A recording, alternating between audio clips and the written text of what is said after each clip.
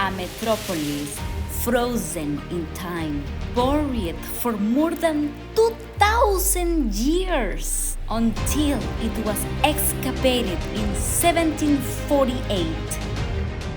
One of the most important archaeological sites of the Roman Empire. Pompeii.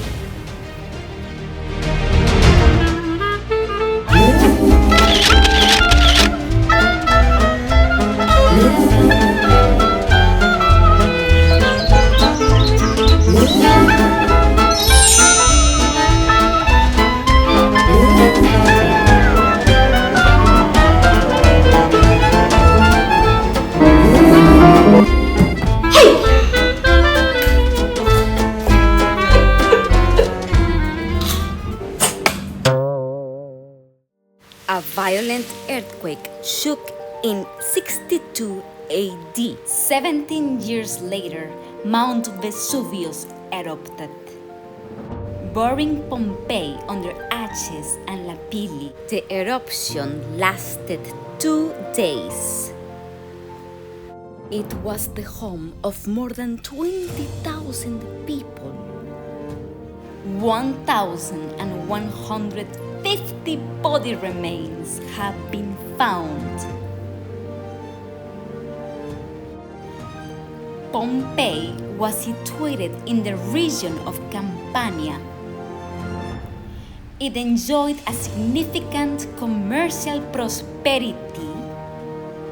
The wealthy town hosted public buildings, luxurious houses and villas, all reflecting different styles of architecture and social classes.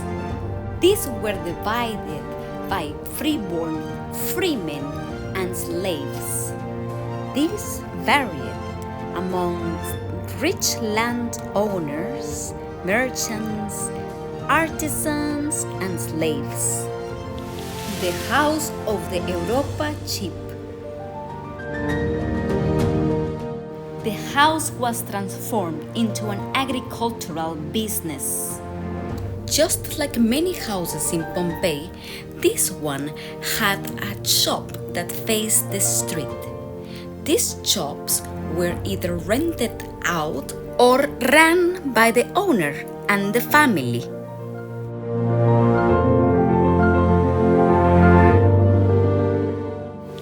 This was a triclinium, a lavish dining room often situated in the best part of the house. Unlike the bedrooms that had no windows, these rooms had the best light and were situated facing the courtyard with large windows. The guests had to be seated according to social class and status. There were around 42 public fountains across Pompeii, which the average citizen could use. Only the wealthy had access to water in their house.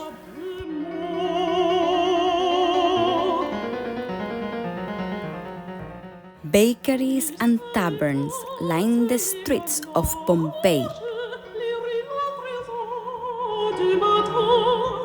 These establishments were run by merchants and artisans who lived in the back or upstairs of their shop. Thermopolia. There were about 80 thermopolia. That comes from the Greek word that translates into a place where hot is sold. Fancier thermopolia had frescoes in their walls, often depicting mythological imagery, daily life, advertising, and whatever food that was being sold at the establishment. Apart from the wealthy, Most citizens did not have a kitchen, so they came to these places to eat every day. Let's go inside the house of the Menander.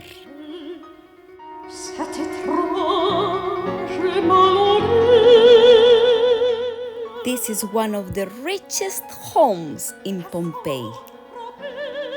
This is an atrium. It was considered the most important room upon entering the house.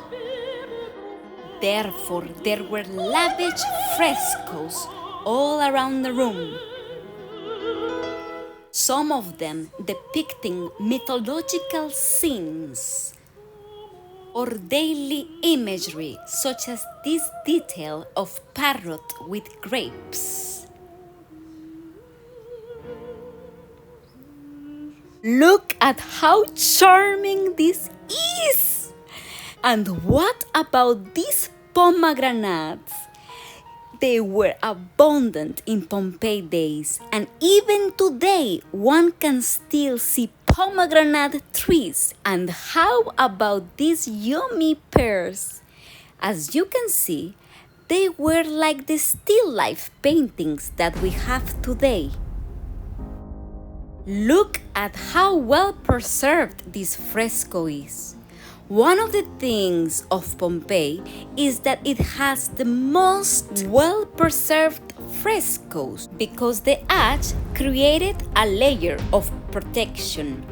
This is a mythological scene of Ajax dragging Cassandra from the Palladium before the eyes of Priam. And this is Cassandra with a wooden painted horse.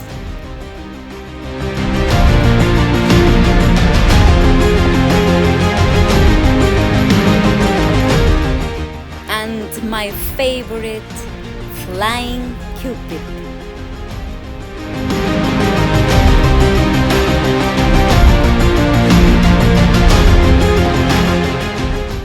Around the atrium, there were the bedrooms and the reception rooms. This is an impluvium, where the rainwater that came from the roof opening was collected. One can only imagine how magnificent this will look. Now, what is this? Well, this is an Aedicula lararium, something like a shrine to worship the Lares. The Lares were the gods that protected the household, and each household had a particular Lare, depending on who they believed in. What a way to feel protected, don't you think? These stairs indicate that there was a second floor. Unfortunately, none of it remains, and all is left to our imagination. Interestingly, the bedrooms were located right in the atrium by the entrance. One can guess why this was. Perhaps because it was the most important room in the house? Or why do you think they were there? The bedrooms had no windows and were small. No room for a guest to come. Unlike today, the bedrooms were a sacred place to sleep in, and that is it. Instead, more importance was given to the rooms around the peristyle garden. Sometimes 2 or 3 dining rooms where guests could appreciate the richness and wealth of the owner, and the owner could show off. It is assumed that the house was owned by Quintus Pompeius Sabinus. I mean, look at this flooring.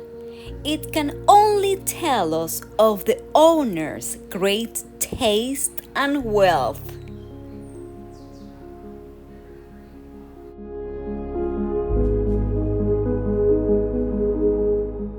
Numerous amphorae, such as vases and jars.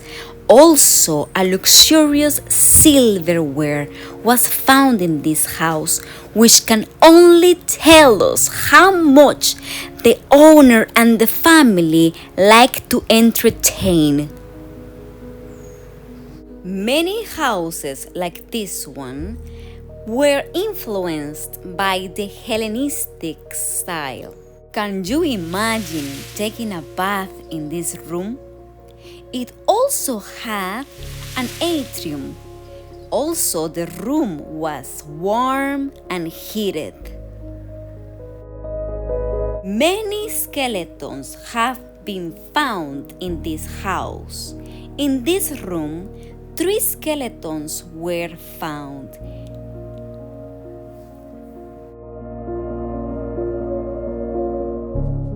Let's go to the house of the Say.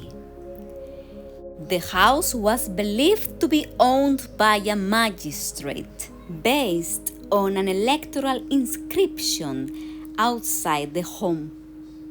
Once again, we can admire another atrium. This is one of the fewest dwellings that remain in Pompeii. These dwellings dated back from the Samnitian period. The Samnitans were the first one to be believed to have arrived in Pompeii way before the Romans did.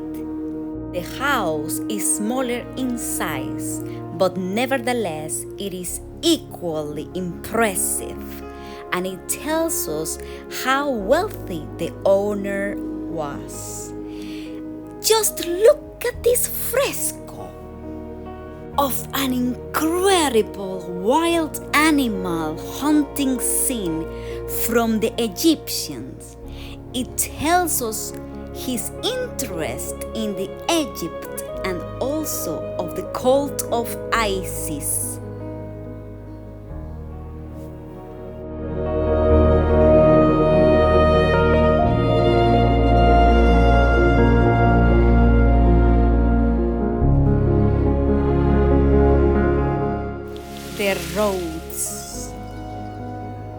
The roads were highly sophisticated Roman engineered. This is a busy intersection with roads that had stores, bakeries, and brothels. Wagons filled the streets, and these were driven by slaves. Stepping stones so that the citizens could cross the street without getting their feet wet, because these roads were filled with water that contained animal and human waste, also rainwater. There are 316 crossing stones in Pompeii.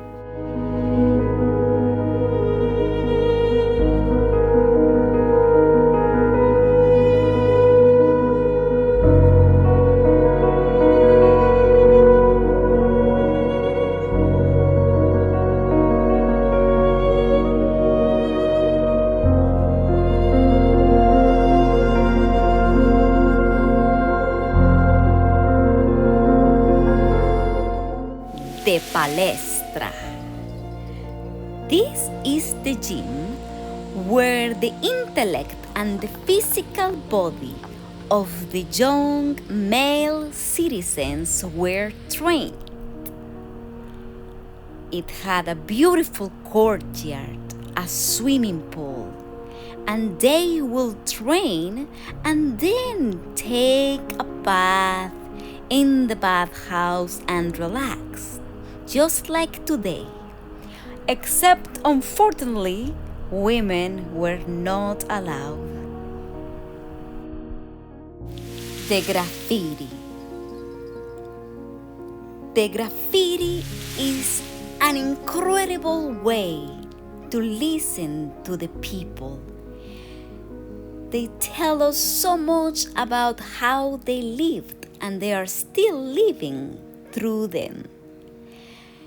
There are dialogues between one another, just like we text today with one another.